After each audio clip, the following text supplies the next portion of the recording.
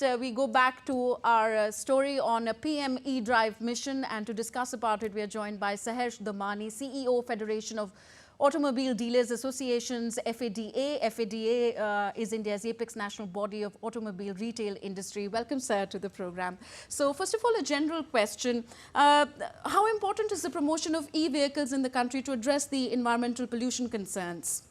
I think with every new age technology which comes into the system and into the market, the government and the industry does a hand holding with the customers, because at the time of the beginning, these technologies are costlier, and to make it affordable for any customer, an aid is generally provided, and which is a global practice. If you see any Western country or even China in terms of the automobile technology which comes into play, all these countries and government come in the forefront and give subsidies to the customers so that they can come forward and try out these new products. And also on the government side, there's in terms of the automobiles, we see it's a polluting vehicle, and to cut down on the carbon emissions, the government also wants cleaner and greener energy to come into the Indian roads. Therefore, it is very important for us to see that there is enough subsidy being given by the government and the industry, so that people and public at large start converting their usage habits from ICE, which is generally polluting vehicles, or diesel or petrol, to convert into electric vehicles, which is a cleaner and a greener fuel. So currently, sir, overall electric vehicle penetration in India is about 7%. Why is that? So as you know, any technology, once it starts coming into the market, there are few early adopters who adopt this, and then there are people who are sitting on the fence. They want to understand what are the nuances and pros and cons of this, and how well it is suited in their budget to migrate to this change. That's what India is also facing right now, and I see it as a hockey stick growth. And if, as you said, 7% is overall, but if I dissect further, three-wheelers has an electrification penetration of 55%, which is a good number. Very and good number. More majority of that has been shifted.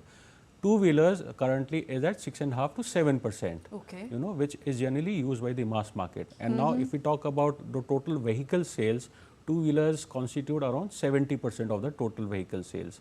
Another 15 to 20% comes from three-wheelers, which means that we are already 80 to 85% of the vehicles which are on road, they are getting converted into electric vehicles. The only thing and the challenge right now is with the passenger vehicles, which is currently at 2%, and buses and commercial vehicles, which are trucks and buses, it is around 1%. 1%. Yeah, and Okay. that's where this new scheme impresses, and it gives benefits to e-ambulances, it gives benefits to e-buses, it comes and gives benefits to electric commercial vehicles. And that's where the push will come from.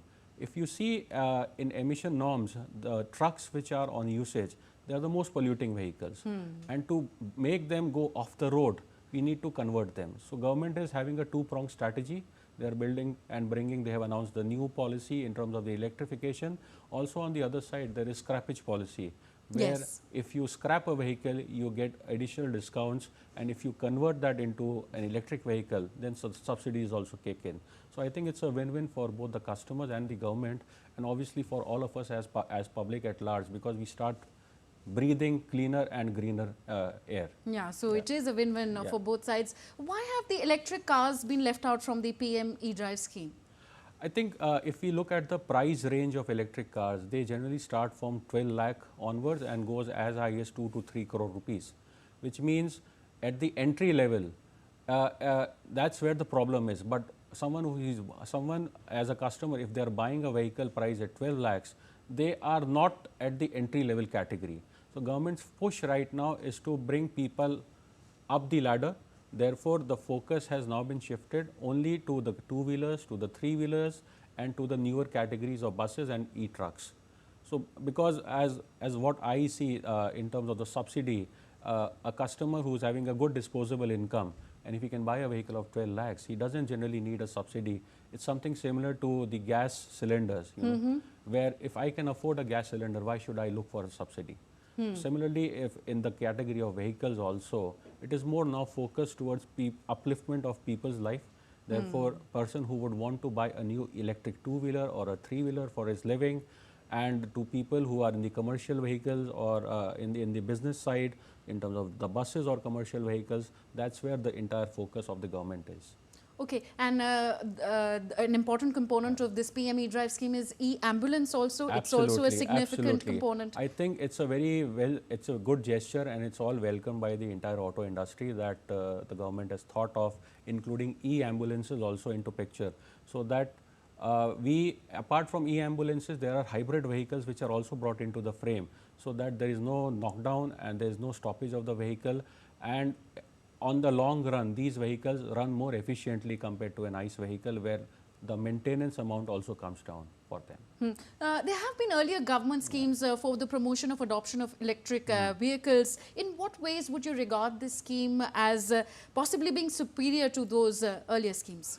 So, if we go back to FAME 1, where the total outlay was 900 crore, FAME 2, it became 11,500 crore, and now this outlay has become 10,900 crore, which means there's a rise, plus there's a 3,400 crore outlay, or in terms of subsidy, making it 14,335 crore subsidy in total. It's a progressive step. The government is continuously pumping money in terms of the subsidy, and the amount is also going up. Now, with this, more number of vehicles come into picture, which means that the subsidy amount will be distributed among a larger fleet of vehicles. So, I think it's a progressive step, and it's a step welcomed by the entire auto fraternity. Okay. And finally, sir, in your view, for how long is the need for subsidies for the faster adoption of electric vehicles in the country? So, I think once the vehicle prices, the electric vehicle prices are at par with ICE vehicle prices, which are internal combustion engine prices.